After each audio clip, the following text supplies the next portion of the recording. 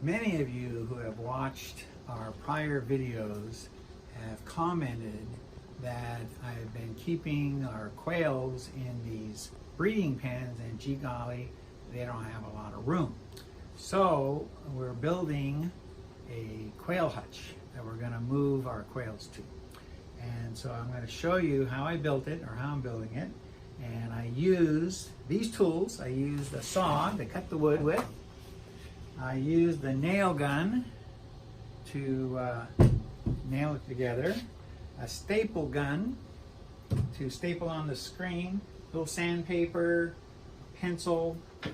Over here there are 2x2 wood, and there's 3x2 wood, and this is the screen, half inch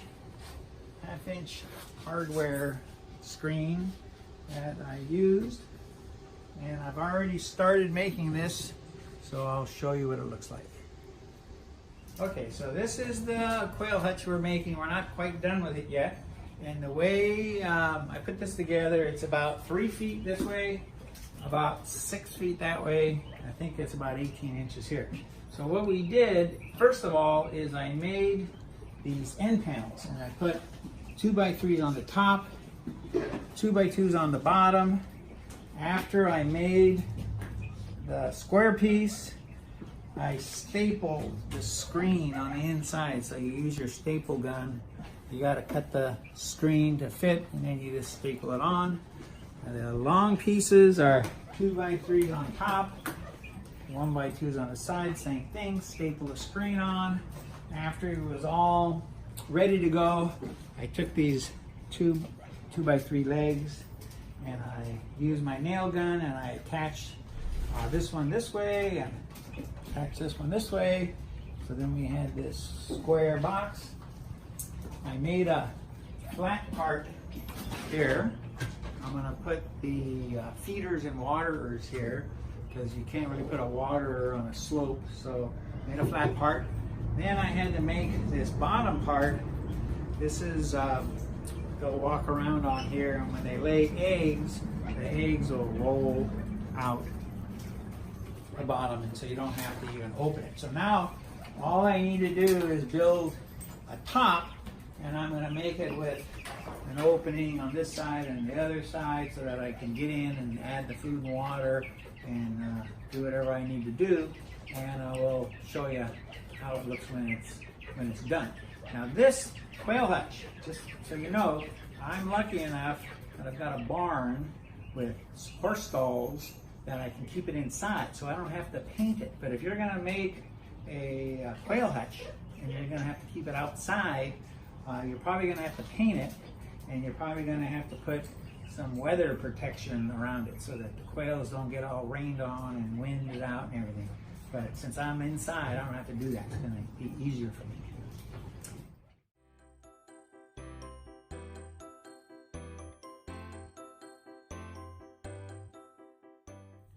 Okay, so today we just finished this quail hutch that we're going to move the quail into. And I think from the prior videos you can see it has a sloped bottom where the eggs can come out. The whole top has doors that you can get in to access the quail with. And so the next thing, all we have to do is move the quails, and then we'll show you what it looks like when we're all done.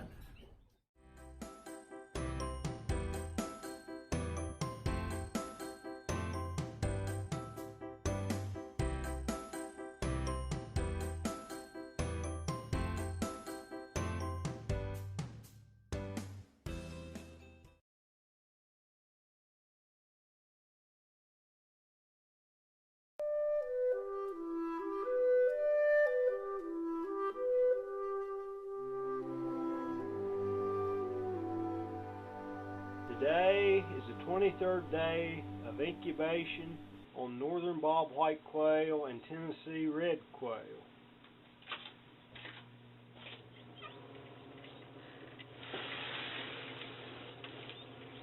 These are Tennessee red quail. They are a chocolate color. start packing in a circular motion around the top of the egg, and then they just pop out like popcorn.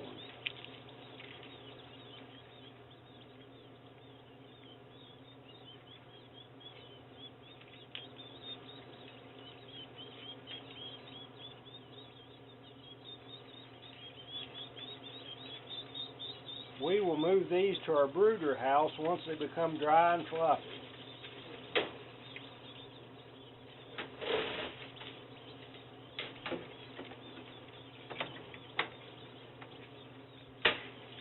We must have lids on each tray. If we didn't, they would all jump out and be at the bottom of the incubator.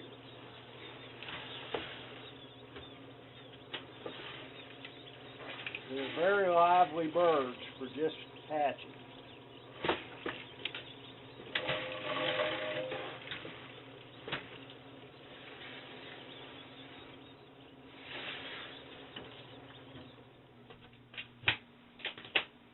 Our next step will be at the brooder house.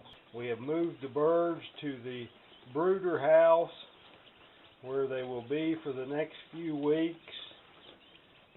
And here they are. The chocolate colored ones are the Tennessee red quail.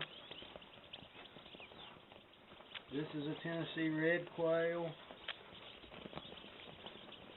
And this is a northern bobwhite quail. Notice the difference.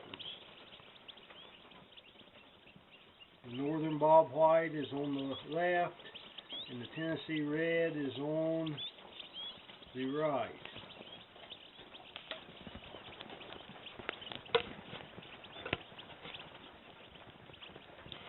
Here we'll give you a bird's eye view.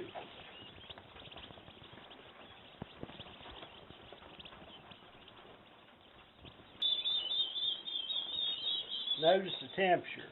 It is less than 100 degrees out from the heater. Here's the heater. Underneath the heater is around 100 degrees. This way the birds can move away as they get hot or cold.